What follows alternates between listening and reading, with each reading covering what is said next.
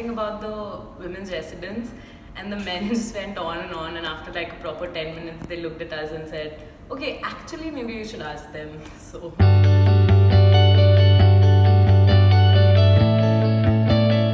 I think to sum it up in one word, it's been complicated, very aggressive, quite bizarre, a roller coaster ride, cold. There'd never been a house before, so it was all kind of exciting, to be honest. has been positive, but I don't think that puts us in the clear because I had to work much harder, definitely more than my male colleagues did. I felt like I couldn't make myself heard in that atmosphere, that it was something I could not replicate just because my socialization often didn't allow me to. I felt not just like a representative, but I felt like a female representative. I don't know if any of the other people in the house even realized that I had that experience because they were all men. There are certain differences that you feel and you're sort of enshrined. Like people are going to say things about you that you wouldn't hear for a man. So she's too strong, or she's she's aggressive.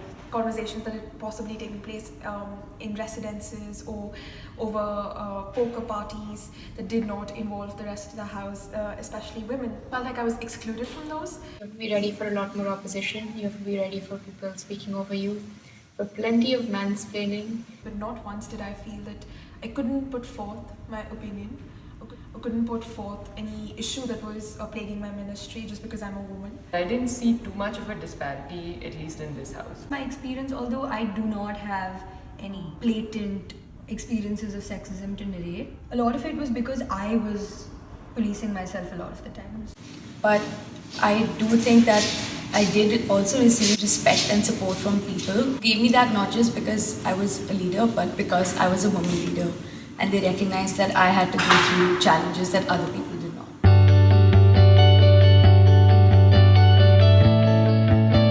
So there's a really interesting experience I had when I was on the football team.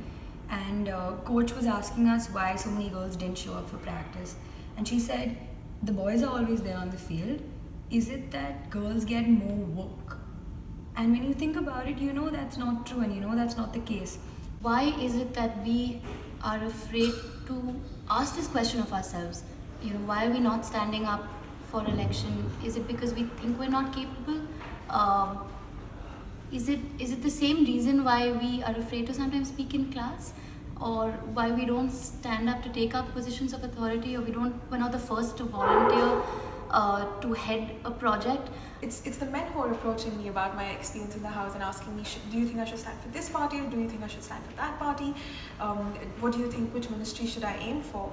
None of the women have approached me, and it's quite sad actually. It's time to reclaim my space, I guess. I think the women population here think that politics is not made for them, and it might not be a very convenient and a very friendly environment for them to actually voice their opinions or be heard. I think part of that has to do with the self and the way women have come to view themselves because of their socialization, the roles that they are taught that they can occupy and the ones that they are taught that they can't.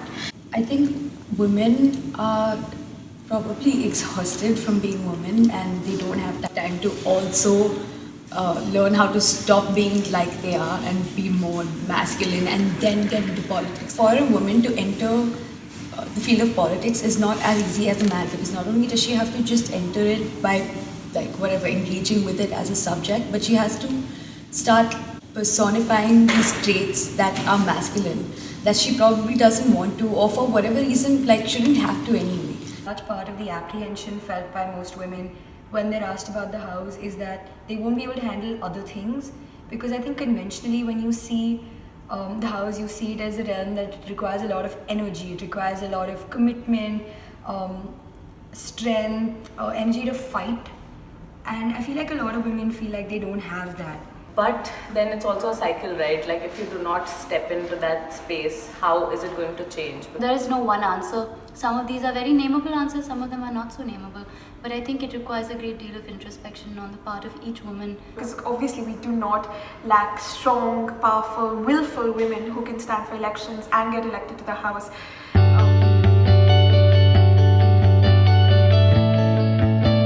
Do not wait for a better time. because that's probably not going to come. And that's not because I don't think things are getting better. They are getting better. So there's always going to be something that's holding us back as women. And if we wait for that to get better, then we're kind of not helping the cause.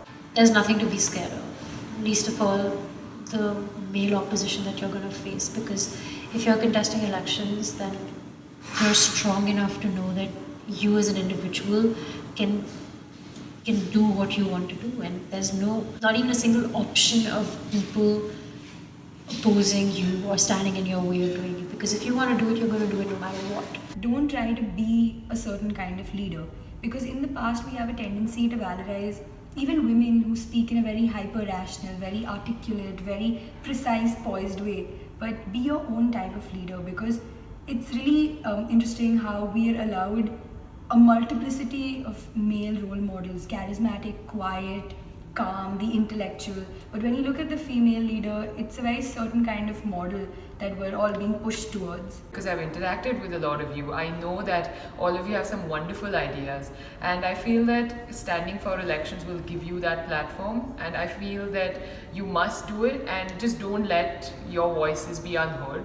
Your male counterparts will probably always have it easier, especially with regard to leadership positions. But I feel like it is worth it. But if you think that there is a part of you that wants to change how things work around here, you can do that. And I think you need to think really hard about why you are holding yourself back, if at all. It's a space where you're representing half the population of this college or more. I know it's hard, but put yourself out there. Fight elections, fight your party, fight the house.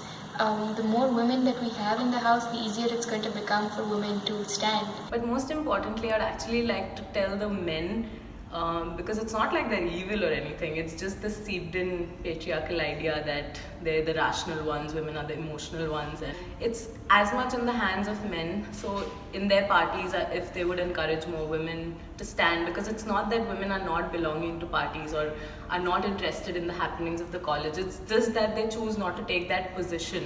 So in that, I think if these conversations also come up within party meetings, then I think there can be a chance. Please do not let whatever it is that is holding you back or discouraging you from, say, joining a party or standing as an independent or getting elected to the house, or the thing that is keeping us from our first female president at Ashoka, hold you back, because they are so trivial and so unimportant. What is important is that you're passionate about this place that we call home away from home, this university that we decided to tie our futures with, even though it's in its infant stage.